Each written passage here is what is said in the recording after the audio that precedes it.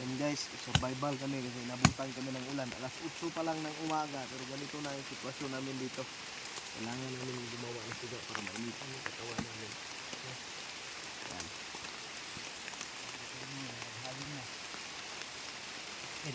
Wala pa yung tugnaw. Hindi ta paabot ng tugnaw. Kadi ka. Paabot. Pag hindi na kami umantay na umulan. Ipan ang view ba? Dan dito kami. Sana naman dito. Dito yung tumiro. Dito yung tumigil pa ng alak.